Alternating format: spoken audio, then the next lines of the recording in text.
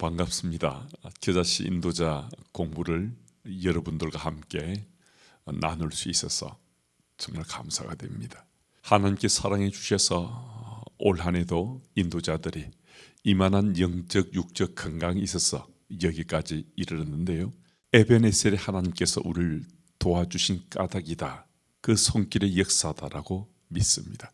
이번 주도 겨자씨 가족들과 함께 말씀을 통로로 나눔을 할 때 겨자씨 모임이 정말 하나님께서 기뻐하시는, 또 우리도 기쁨으로 충만해지는 겨자씨 나눔이 될 수 있으면 좋겠습니다.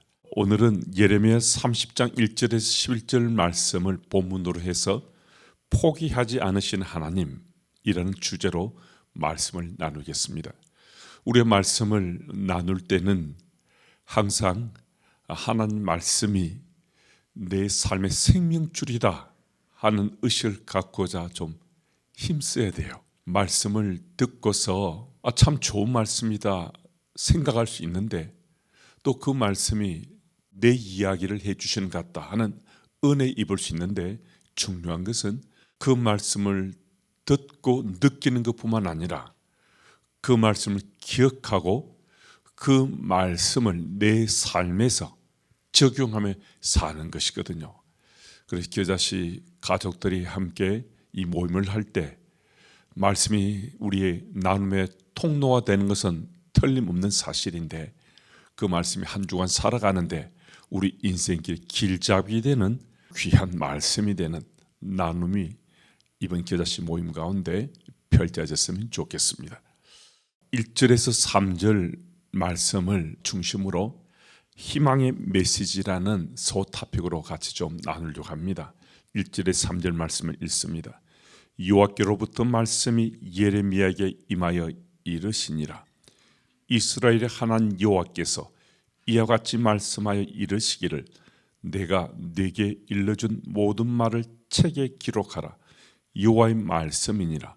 보라, 내가 내 백성 이스라엘과 유다의 포로를 돌아가게 할 날이 오리니 내가 그들을 그 조상들에게 준 땅으로 돌아오게 할 것이니 그들이 그 땅을 차지하리라.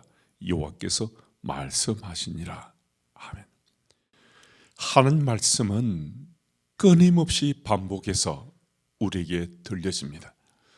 우리가 요 하나님을 나의 하나님으로 고백하기 전에는 하나님 말씀이 들려져도 우리와 상관이 없었거든요.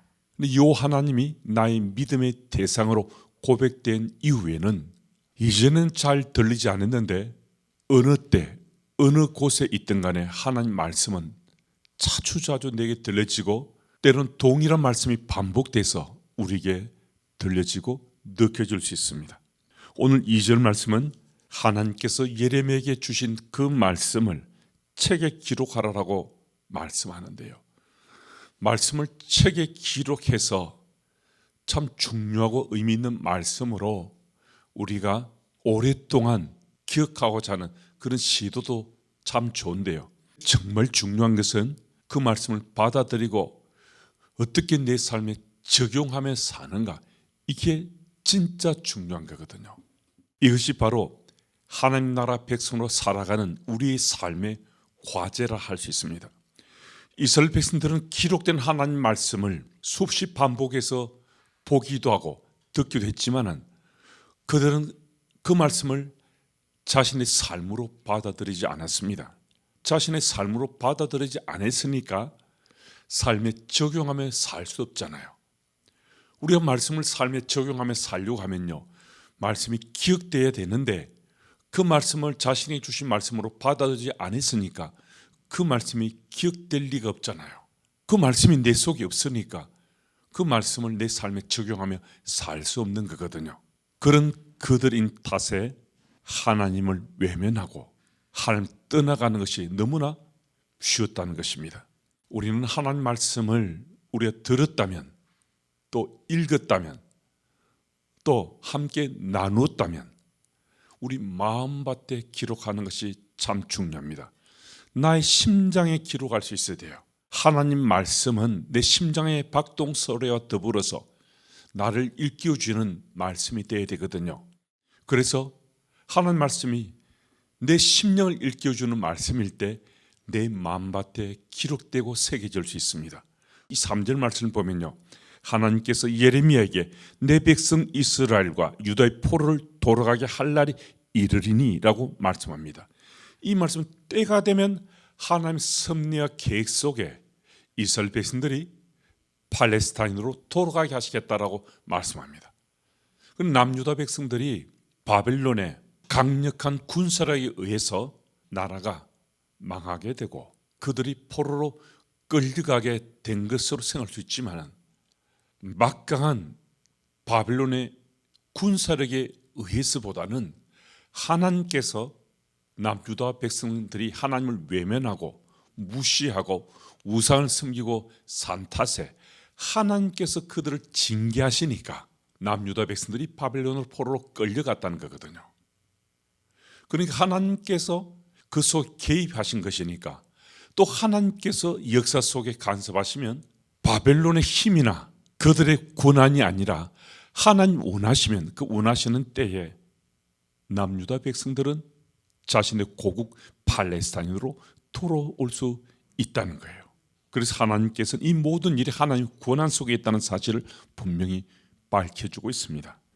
여러분, 우리 생의 스케줄도 하나님의 권세 속에 있다고 이건 믿어야 됩니다. 여러분, 이 사실을 믿을 때요, 하나님께 우리에게 자유의지를 주셨는데 그 자유의지를 우리가 남용하거나 오용하지 않아요. 하나님께서 우리에게 자유의지를 주신 것은 은혜 중에 은혜인데 그 자유의지를 남용하지 않고 활용하면서 살아갈 수 있다는 겁니다.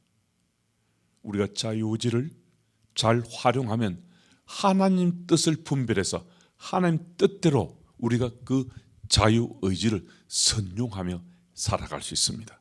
그래서 오늘도 우리는 하나님의 계획하심 속에 자유의지를 우리가 마음껏 선용하며 살아가는 하나님 나라 백성이라는 거예요.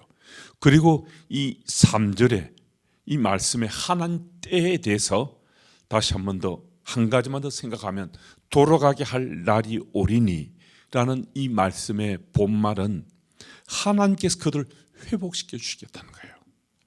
하나님께서 남유다 백성들을 회복시켜 주시면 그 회복 가운데 그들은 새로운 꿈을 꾸게 된다는 것입니다.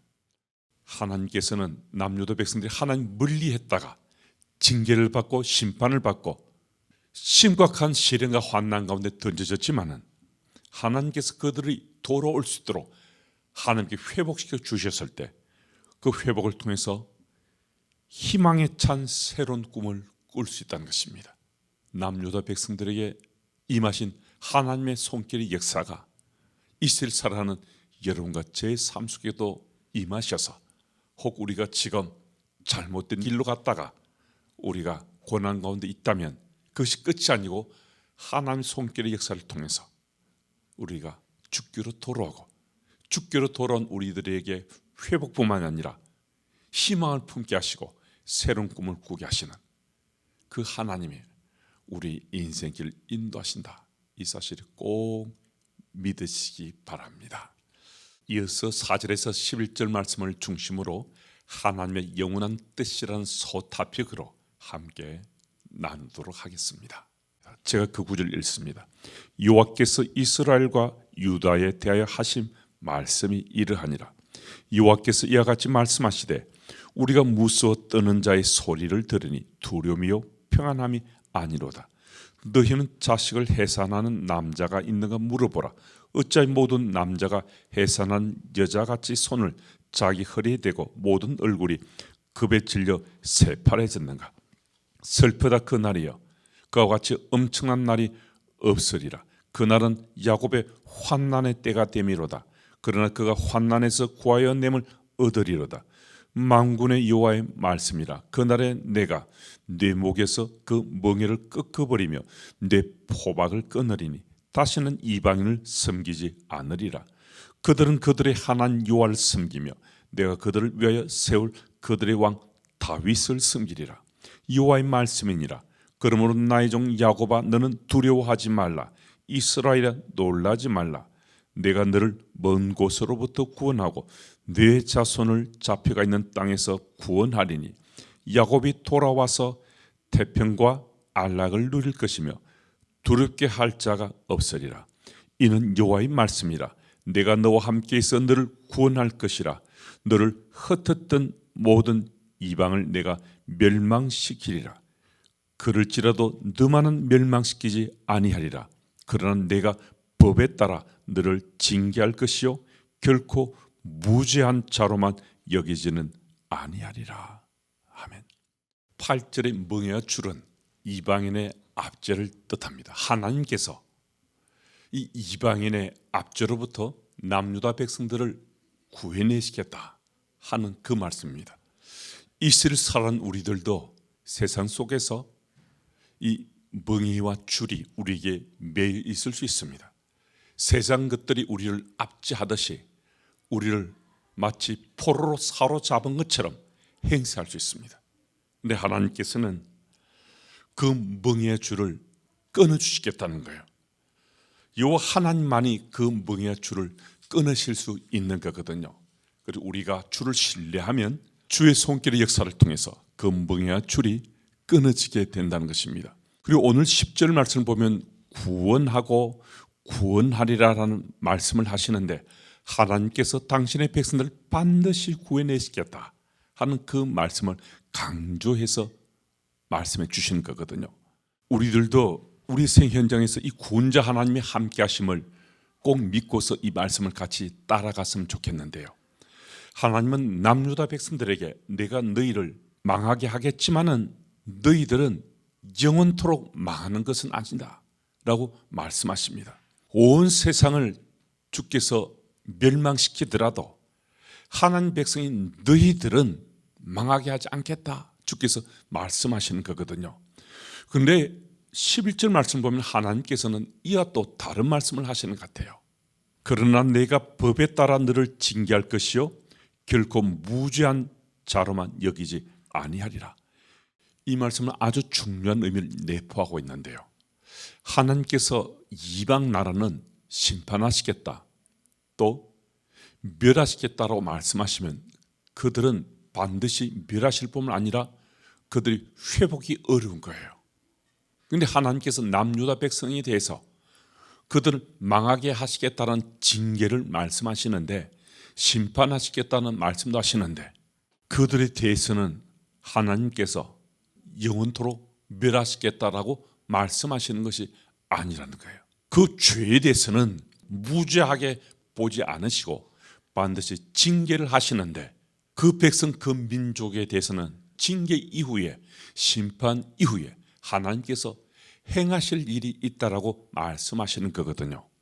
그러니까 우리가 죄에 대해서 죄 없다라고 하는 것은요, 이거는 사랑이 아니거든요. 하나님께서 내 백성이라 하는 이스라엘 백성들이 죄를 지었는데 그 죄가 아니다라고 말씀하시면 그건 하나님이 아니신 거죠. 요 하나님이시니까 그 죄에 대해서 반드시 징계하시고 심판하시겠다라고 말씀하셔야 하나님이신 거거든요. 우리도 자녀들이 잘못된 길로 갔을 때 그 잘못에 대해서 죄 없다, 모른 척 하려다 이렇게 하지 않잖아요. 우리도 우리 자녀에 대해서 잘못을 지적하고 징계를 통해서라도 그들이 바른 길로 올곧은 길로 돌아서도록 우리가 분명히 징계를 통해서든 돌이키도록 우리가 정말 힘쓰고 열망하고 우리가 가르쳐 주지 않습니까? 그런데 지금 하나님께서 말씀하신 이 징계는 그렇다면 어떤 징계인가? 그 죄의 결과로 인해서 그들이 징계받고 심판받을 수 있지만은 어려운 일을 겪게 되겠지만은 반드시 그 징계 결과물이 회복이요 희망이라는 겁니다. 하나님께서는 이 심판이 아니고는 그들이 돌이킬 수 없으니까 돌이키지 않으니까 이 심판을 통해 징계는 하시지만은 그 징계의 결과물이 회복이고 희망이라는 사실을 밝혀주시는 겁니다. 여러분 우리가 죄를 지었다면요 참 죄는 정말 무섭고도 두렵거든요. 그런데 죄를 지으면 하나님께서 그냥 괜찮다 하지 않으시고요 징계하세요. 징계하시지만은 영원토록 징계하고 끝내시는 것이 아니라 그 징계 결과물로 반드시 우리 삶 속에 회복이 있고 새로운 희망을 꿈꾸며 살 수 있도록 하는 이 본심이 하나님의 영원한 뜻이라는 거예요. 오늘도 혹시 우리가 잘못된 길로 가고 시련과 환난 가운데 고난 가운데 던져져 있다면 그게 끝이 아니라는 거예요. 그 결과물로 하나님께 반드시 우리 회복시키시고 희망을 품을 수 있는 길로 인도하신다는 이 사실을 꼭 믿으시는 우리 교자씨 인도자와 그 가족들이 다 되시길 바랍니다. 이제 제가 이 질문사항을 읽고 질문을 하겠습니다. 하나님께서 예레미야에게 내 백성 이스라엘과 유다의 포로를 돌아가게 할 날이 이르리니라고 말씀하십니다. 이 말씀은 때가 되면 하나님이 그들을 포로로부터 해방시켜 팔레스타인으로 돌아오게 하실 것이다 라는 그런 의미입니다. 곧 이스라엘 백성이 포로로 잡혀감이 느부갓네살 왕의 강함에 의해서가 아니라 그들이 하나님 앞에 악을 행함으로 하나님 그들을 징계하셨음을 말해줍니다. 되어진 모든 일들이 하나님 절대 권한 안에 있음을 밝혀줍니다. 그래서 우리는 우리 생의 스케줄은 하나님 권한 안에 있음을 믿을 수 있어야 합니다. 이 사실을 믿을 때 우리에게 있는 그 자유의지를 남용하며 내 마음대로 살지 않고 하나님 뜻 안에서 마음껏 자유의지를 활용함으로 아름답고 풍성한 삶의 열매를 거두게 될 것입니다. 우리 생의 스케줄이 하나님께 달려있다는 사실을 실제적으로 경험한 우리 얘기들을 함께 나누어 보세요. 이 나눔을 마친 다음에 세 가지 기도 제목으로 함께 기도할 텐데요. 제가 그 기도 제목을 먼저 드리겠습니다. 첫째, 끝까지 우리를 포기하지 않으신 하나님의 은혜를 기억하고 그 사랑으로 서로 사랑하며 살게 하옵소서. 둘째, 11월 14일에 치러지는 수능 시험과 그 이후 대입의 모든 일정 가운데 수험생 자녀들과 부모들의 삶을 하나님께서 지키시고 인도하옵소서. 셋째, 하나님의 선교가 일상 속의 나의 삶의 영역에도 참여장을 체험하고 넓혀가는 한 주가 되게 하옵소서. 이 세 가지 기도 제목으로 함께 기도하겠습니다.